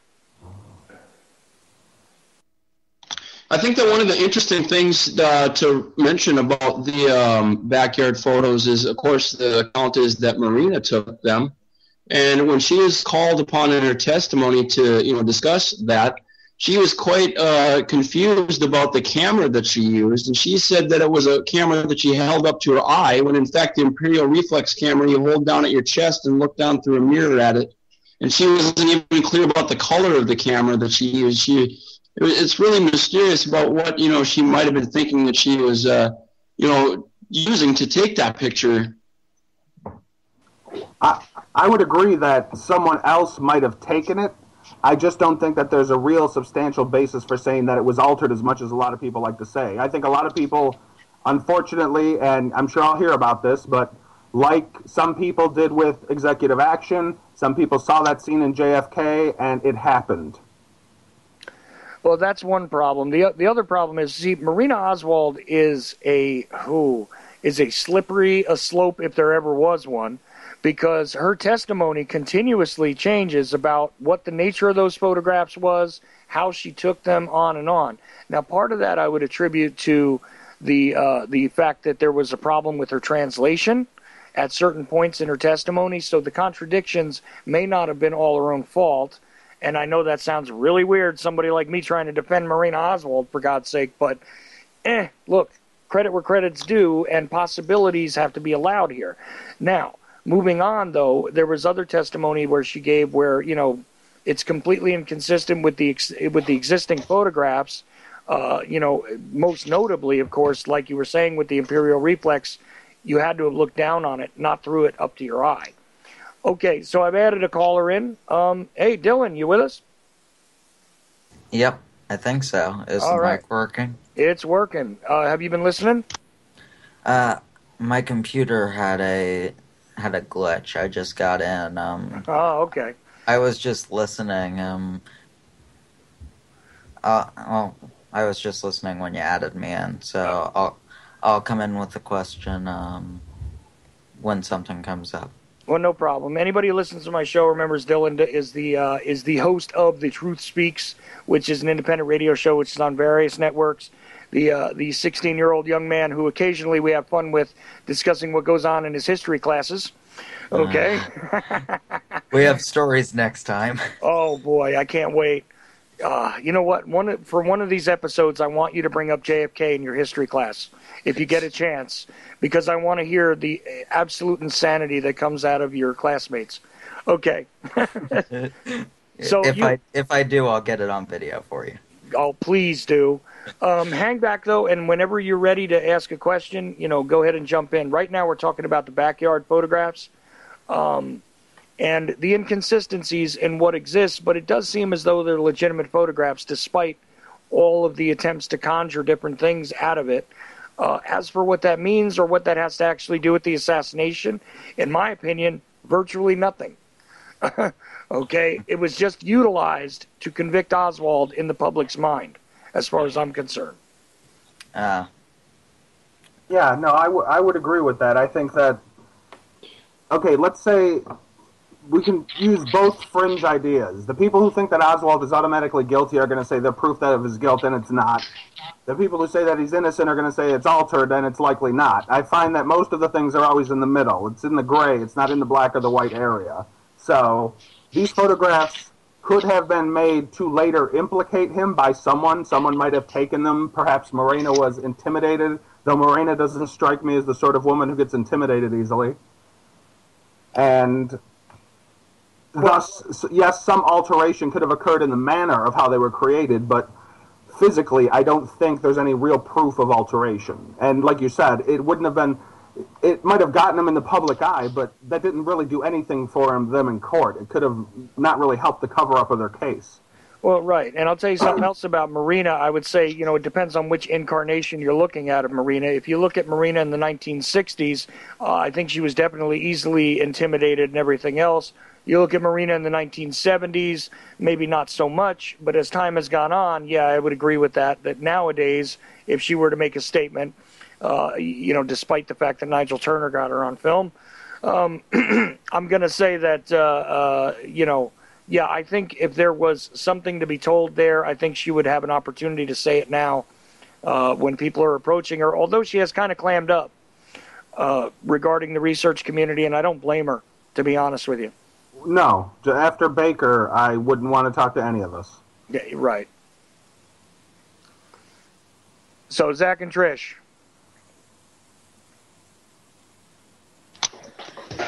I'm kind of taking a left turn with it. I've always been curious about the clothes he was wearing. Where'd they go? I mean, they've never turned up in any inventory. They're never put into the Warren Commission. The whole black get-up outfit, that's always kind of struck me as odd. Like, where did those clothes go? So another point I'd like to make is I find it interesting with trying to analyze the pictures, and of course Zach can touch base on this a little bit more than myself, but, without the negatives, it's really hard to say because, you don't have the original prints, the original negatives to really compare it to. And again, I'll let Zach kind of take over from there because he's the expert in this area. Yeah, that is really important. I mean, it's really easy to alter a print, but very difficult to alter a negative. Well, I've seen work done where negatives can be altered, and it's a matter of creating a new negative and all that kind of stuff. I mean, from the chemical processes that were in existence at the time, though. Well, yeah. Well, that's true, but then you could also link that back directly to a camera with the sprocket holes and such and the mechanisms. You could figure out, did it come from that camera and was it taken with that camera? Well, right, and I would love to see an analysis of that. That's for sure. I would imagine too that based on, Zach is the expert, and you definitely have a bigger background in photography, as you know. I'm a file. That's ironic. Not that kind of a files. I mean, a real primary document files. Anyway, not James Files, aka never James Files. No, but actual files. Yes, tangible, useful evidence. Right. But I would agree that both of your assertions are correct. That they likely didn't have the technology at the time to do it. So if it was done, it had to have been done later once the proper technology. I'm not saying that some of this stuff can't be altered. I'm just saying it couldn't have been altered on the spot like some people think. That's why that color really everything's altered. Well, interestingly enough, if you look at the Texas History Portal website, among the stuff that's held in the Dallas Police Department collection is what appears to be the backyard photo picture, but with the figure cut out of it, which implies that even evidently the Dallas Police Department or somebody was trying to do their own recreations to see if this could have been altered. Well, right. That's a Dallas police officer who's actually in the photograph there that they took, and then they cut it down. There is. Okay, yeah, that's right. Yeah, so they were evidently trying to determine. Well, why they cut it out is unclear, but it looks like they were trying to figure out what possibly could have been done here, and they must have had questions themselves about it. Right. So I've also joined Barry Prince into the call. Barry, you got any questions or assertions you want to add to the discussion? Actually, Chuck, I just joined in here about 10, 15 minutes ago, so I'm a little bit behind on what's been talked about. But I'll listen in for a while, and I'm sure I'll make a comment before the show's over. Okay, great. By the way, I didn't say it before, but welcome, Barry. Welcome, Dylan. Right. Thank you, guys. Nice. Sorry. And you know what? I still can take another call if somebody wants to use the line at 718-717-8296, which I did put out in the posts. But if you're listening, 718-717-8296. And I'm kind of disappointed that one of those guys on Facebook who came at me real quick and then kind of backed off a little bit, it didn't call in. I'd really like it if you did. Of course, I'll ask everybody else to mute up, and I'll handle you. But go right ahead and join into the conversation if you like. I will answer any call that is not blocked. Okay, thank you. So, the backyard photographs, again, in my estimation, are not really part of the case. They are a serious waste of time because they were used as nothing more than a public relations kind of tool to convict Oswald in the public mind. Now, getting away from that, there are still so many other conspiracy myths out there that are seemingly friendly to somebody like myself that I just am so sick of discussing. I wonder, Zach and Trish, do you got any other ones that they're still like eating at you at the moment, or what?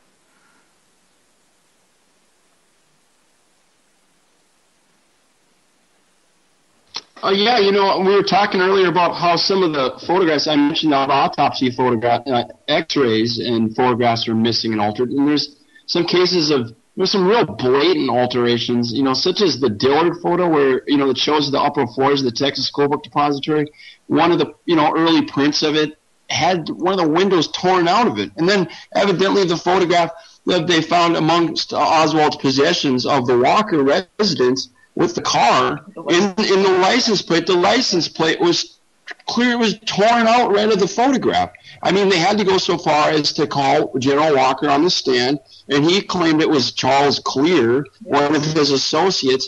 They stopped the proceedings and called Clear, and he admitted it was his car. But, I mean, as far as I know, they've never been able to determine exactly whose car that was. But the question is, why was that done? I mean, look at how blatantly some of these it's beyond alterations. It's destruction. And a quick commentary on the Walker shooting event, which they, have tried to utilize to show that Oswald had been, extremely violent, looking to assassinate anybody to make a name for himself. Let's remember this, too. General Walker literally dug a bullet out of his own wall after that near miss on that attempt on his life. Literally dug the bullet out of the wall, was familiar with firearms and ammunition, and stated pretty clearly that that wouldn't have matched up to the Mannlicher Carcano based on his description. Okay. Or if I can go to another Walker exhibit, it's not, it's part of a myth in my opinion, because I think the whole episode's a myth, but the Walker letter. The Walker letter was used as some sort of definitive proof to implicate that Oswald had planned this and Morena had read it, but the problem is that none of their fingerprints are in the letter. There's only unidentified fingerprints on the letter. The letter has no one's name on it. The letter doesn't mention Walker. The letter doesn't mention anything specific. He could have wrote the letter 5 years ago, and it doesn't make a bit of difference because you can't connect it directly to it. There's no fingerprints, and you have one person who looked at it and said it looks like Oswald's handwriting. That's not definitive. That doesn't match. Then you go into the bullet, which was mutilated. They couldn't necessarily match it. They thought even Frazier wasn't totally sure. He couldn't make a definitive match. The whole thing falls apart when you really look at the evidence that they tried to base it upon.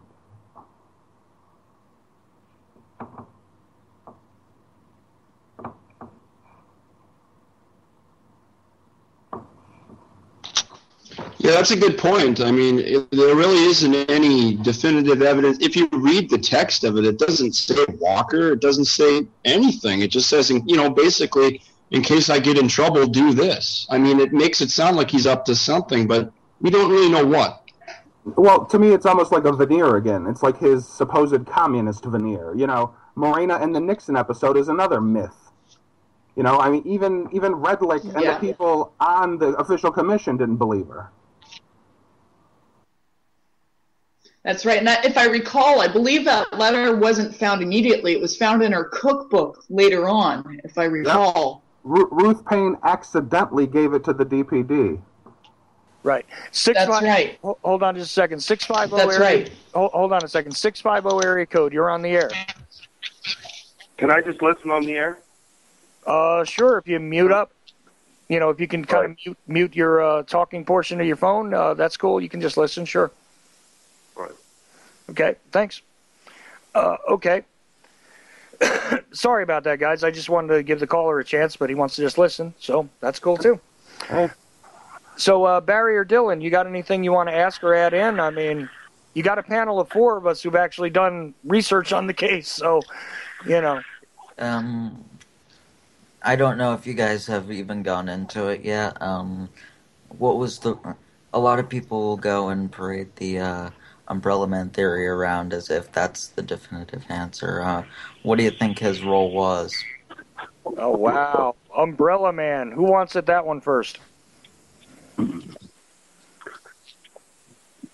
Get him, Trish. Go for it, Carmine. Oh, me? Yeah. Oh, you okay. Well, Dylan, I think that Umbrella Man's interesting. There's a lot of facets to it. I don't personally think that he has any part. Do you have the heat on? I'm sorry, can you hear me? Yeah, we can hear you, Carmine. Go ahead. Yeah. I just wanted to say that I don't think Umbrella Man was part of any plot. I think that Umbrella Man, because of his, first of all, the strangeness of the umbrella being present, and I know a lot of people don't like to accept this, but Joe Kennedy was a sympathizer, and he did try to basically placate Hitler and the Nazis when he was ambassador. So the umbrella was symbolically to him. Now, whether Witt was there for that reason, if Witt, in fact, was the Umbrella Man, we can go into it, but I just don't think, a lot of people try to say it was a signal. You don't need that. You can use earpieces. There's walkie-talkies. There's all sorts of way to send a signal without using something so obvious. Well, okay, but that's fine, and I'll take that to heart. But you know what? I'm going to object a little bit. I don't think that Witt was the guy. I think the umbrella that they presented in that public hearing was not the umbrella. I think that also there is the possibility that, still visual cues are useful to shooters. Okay? It's a possibility. We got a picture in the mail, a big 8x10 glossy laminated thing from the White House. It's Obama's 2 water dogs. Then they ask you for money. Okay. The Umbrella Man thing, like I said, is just one of those things that I don't think is really relevant. But if you were to try and look at it and say that there was a possibility that he was signaling, I think that's a possibility. But again, the evidence doesn't go anywhere after that. It's just one of those possibilities. There's a million possibilities. Sorry, Chuck, I didn't mean to interrupt, but I just wanted to say, I believe there was 2 Umbrella Men. I believe there was another one that was up Houston, near the corner of Elm and Houston as well. But he was on the, let me think for a second, let me get my bearings, the north side of Elm Street, up by that intersection again. And I believe I've seen 1 or 2 photos. I'll have to dig them out again, but I'm pretty sure there was 2 umbrellas. Well, right, but we're mostly talking about the one that's seen near you get a ticket for that.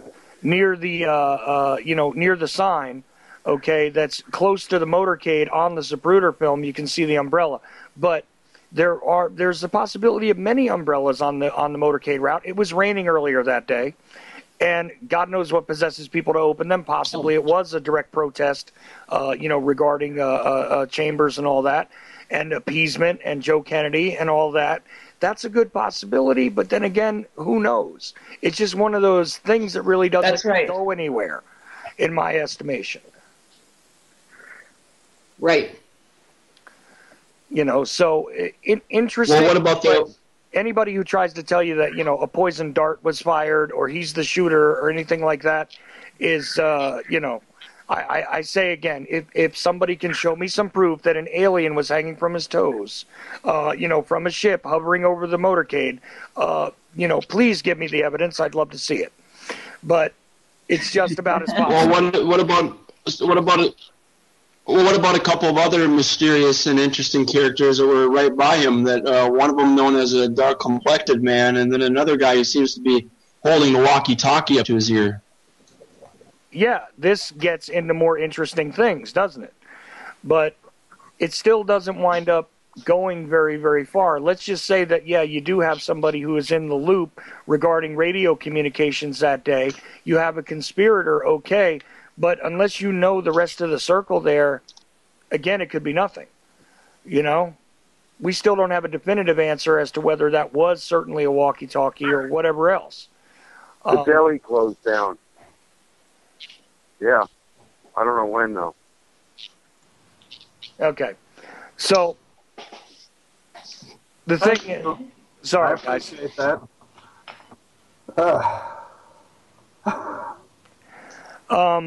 So back to it. Umbrella Man, I would say at the end of the day, really doesn't wind up going anywhere.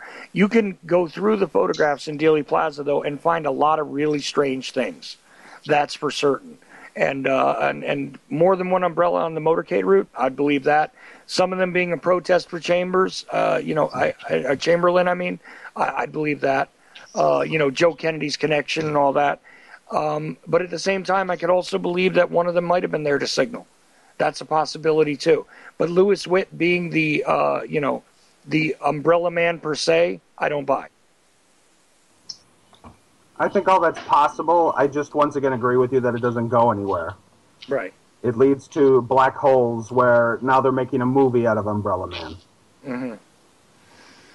And it's just another one of these distractions from, you know, a lot of other things that we already have in hand. Yeah, and not to say, too, that it doesn't... I think also we shouldn't always attach nefarity to what could be... They could have been anybody there with... They could have had communications. Maybe they were, you know, military intelligence. Maybe they were there for some other reason. I just don't think that everyone who is acting strangely, if we try to connect all of them, it's too many people.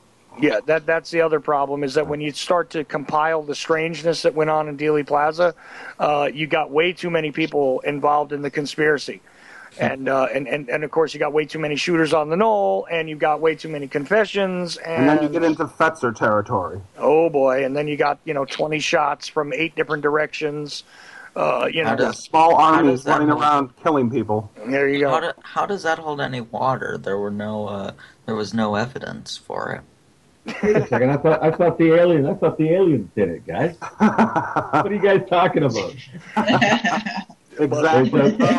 Dylan, Barry, I wish more people were like you. Now, I want to give credit where credit's due. Dylan says, well, where's the evidence? I know. Exactly. Please tell everybody that. Keep saying that for the rest of your life. Show me the evidence. Well, thankfully, man. You know, and at your age, Dylan, like I said before to you off the air, at your age, I was just starting to figure this stuff out. And boy, that was a good statement right there, that it took me a couple of years to start saying to people, which is, okay, that's really interesting, but where's your evidence? Yep. When I was Dylan's age, I had just seen JFK, and that was the truth. Closer to the truth than the Warren Commission, but still no dice. Off, yes, very off. I know. Good movie though. Good entertainment. Yeah, exactly. Oh no, fascinating movie, and did a bang up job of getting the ARRB established. And congratulations, and also, you know, show me the evidence. Show me the evidence again, exactly. Which some of the stuff in that film there's absolute evidence for. Some of it. Not so much. Even the things connected to the film, if people look into them, they can see that unintentionally some of the activities around the film help debunk some of these myths that are still going today, like E. Howard Hunt. People keep saying E. Howard Hunt was involved, and there is no direct evidence of that. Hunt wasn't someone of key importance at that time. That's the first one I saw. JFK? Yeah. No, the E. Howard Hunt thing. Oh, the E. Howard Hunt? Yeah. That's the first one I heard of, and then it was the driver. Yep. Mm-hmm. And then you got exposed to Miss Baker, didn't you? Yes, through no, first it was you, then it was Baker. Oh, right, that's right. I had already warned you, didn't I? Yeah, you did. Was she everything you expected? Oh, I didn't meet her. I didn't meet her. I met some of her psycho supporters.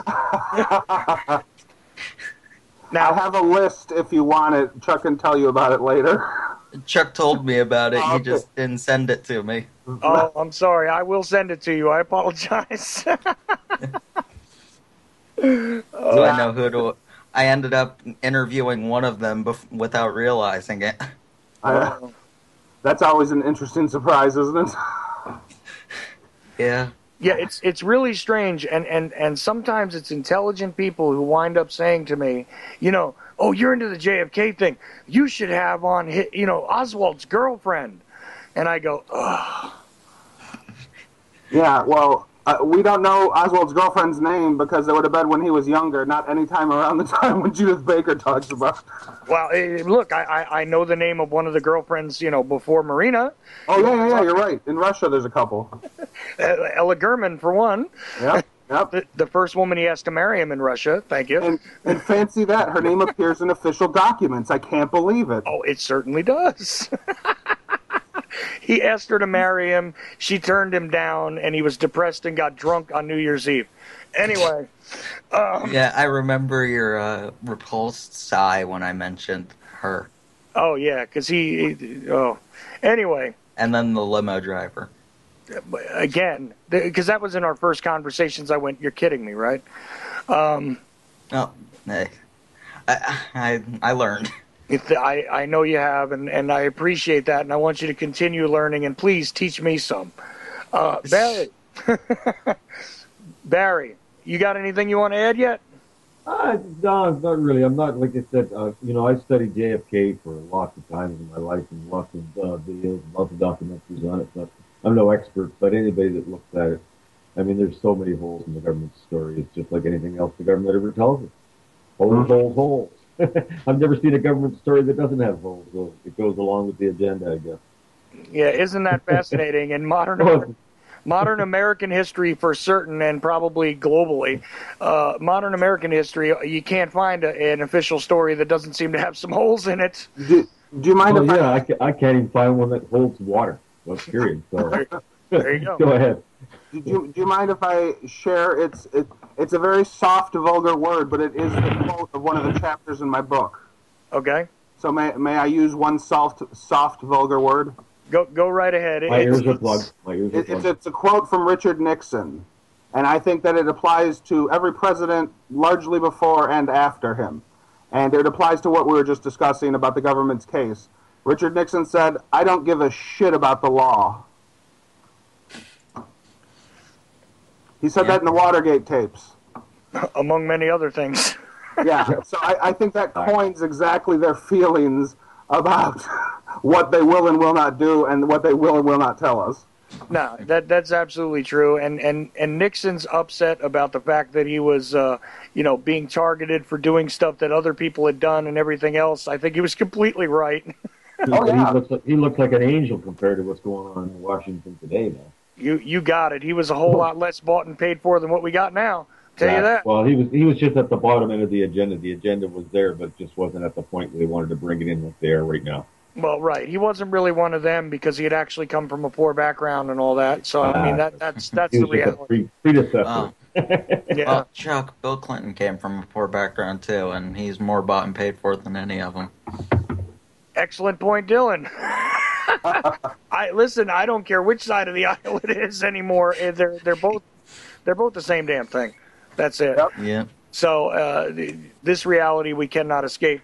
Okay, let's see now. We've got about 10 minutes left. So I'm wondering if there's anything that we didn't cover that we should get on before we run out of time for this episode. And we're going to have to do this again. You know that, guys, right? Yep. Hopefully, I'll be able to join you for the full show next time. That'd be great. If you want, Dylan, and Perfect. dig up some more stuff that has misled you regarding the JFK case, and bring it on, and we'll either dissect it or vivisect it depending on how much life it actually has. Okay. So, All right. Zach and Trish, where should we go with these last few minutes? Well, I think we covered a lot of interesting stuff tonight. You know, we went into a lot of the photographic stuff, and I think it's just important. You know, I stated last time, it's important to, you know, the old saying is the camera never lies, and that's true to a point, but you also have to take everything with a grain of salt that you're looking at. And you can't, you know, try to go about trying to identify mysterious shadows. And you know, some of the things that, one of the things I was looking at today was they claim that some researchers that not only was George Bush Sr. there, but now they're trying to say that George W. Bush was in Dealey Plaza. And I mean, goodness, where does it end? You can find, what are you chasing shadows at a certain point? You just, was he even alive? It's important to try to be responsible with your research. Yeah, he was about 17 years old at the time, I believe. Yep. Yeah, he was born in 46. Not old enough to be part of any heinous plot, though. Yeah, because apparently, you know... I'm sorry, go ahead. Oh, yeah, the picture that they're citing is George W. Bush has a kid in a varsity sweater, like, hanging outside there. And, you know, he was pretty darn young, like Dylan is saying.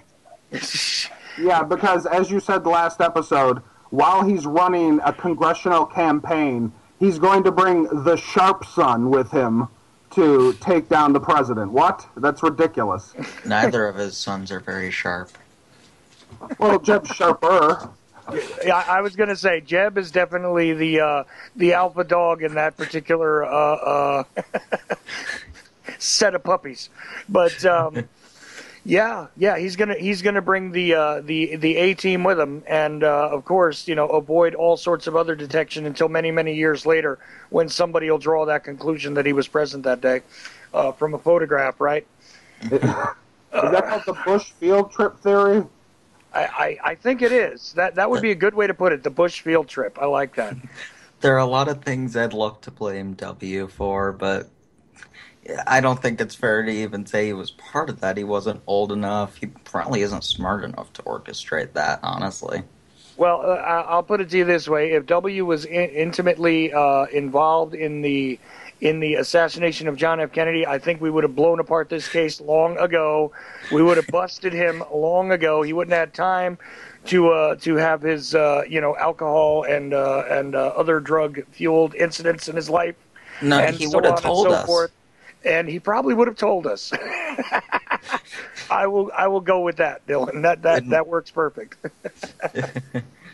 In one of his drunken fits, he probably would have mentioned it and let it slip. Certainly. So 6 minutes left. Carmine, what do you want to tag on to the end of this?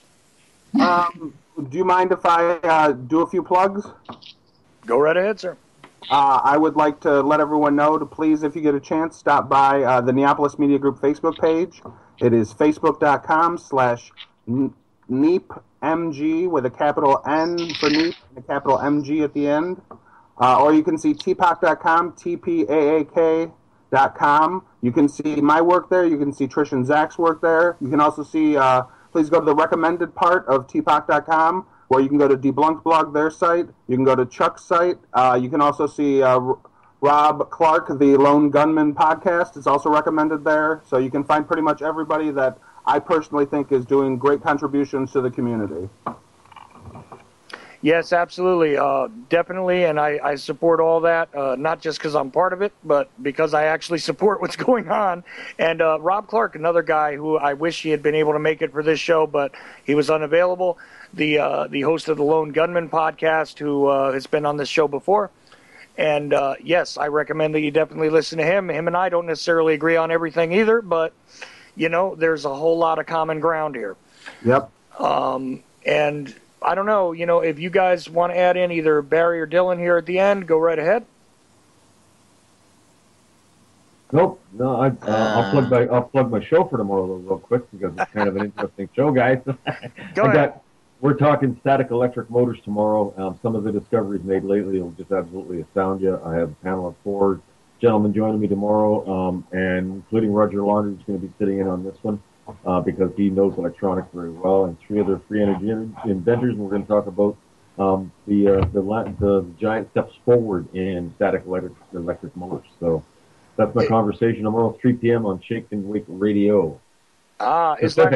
Is Larry Woods going to be on with that? Yes, he is. Larry Woods has been on the show like 3-4 times, and an excellent, brilliant human being.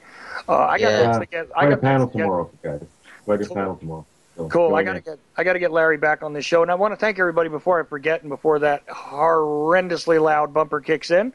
I want to thank everybody for listening to the Ochelli Effect tonight. I'm sure that we'll have some sort of closing thought here, but I say this to you about all this evidence and all of the fictions which are being circulated out there. Here's the reality. I challenge you to examine your own beliefs regarding any conspiracy theory, whether it is the conspiracy of one, as it was once termed, regarding Lee Harvey Oswald, or it was the multiple and various conspiracies which have littered this case and everything else in the world. Examine them for yourself. See what makes sense in their context. See what actually has verifiable proof. See what it is that you can actually scientifically recreate when it comes to plausible scenarios. These are things that you do when you're in a search for the truth. And I advise no matter what truth you're searching for, this is what you do. So, again, guys, last 2 minutes. And I want to thank, first of all, Carmine Savastano from Neapolis Media Group for being on with me tonight. Also, Trish Fleming, who is temporarily named Fleming. I think she may change her name soon because, of course, she's now engaged to Zach Gendro. Did I get that right? Oh, thanks for bringing that up. Blushing now. So I want to thank them for them. They do the Debunked blog over there, and excellent work over there. I definitely support all these guys. I love Barry Prince, who is the host of The Big Puzzle with Barry Prince. And, of course, Dylan Wade, who is the host of The Truth Speaks. And the callers who decided to join in. The one guy I didn't quite understand. The other one with the James Files thing, I hope we've answered some questions for you and for anybody else who thinks that that's a plausible scenario. Anyway, thanks, guys. I really appreciate it. And I don't know if you want to just, throw Thanks for having us. Thanks very much, Chuck. We appreciate it. And there will be a part. Yes, thank you. Happy trails to you. There will be until we meet again. Until we meet again. And we could sing "The Eyes of Texas Are Upon You," but How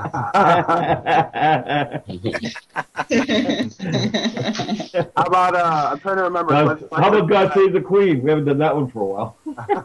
Oh wow! And listen, everybody stay tuned for Jaded. A couple of these people might stay on with me. Carmine, I think, is going to stay on with me for Jaded, and you never know what the hell happens when Kim takes the mic. So be prepared. Was that a good enough talk up for your show, hon? Beautiful. Okay, she's.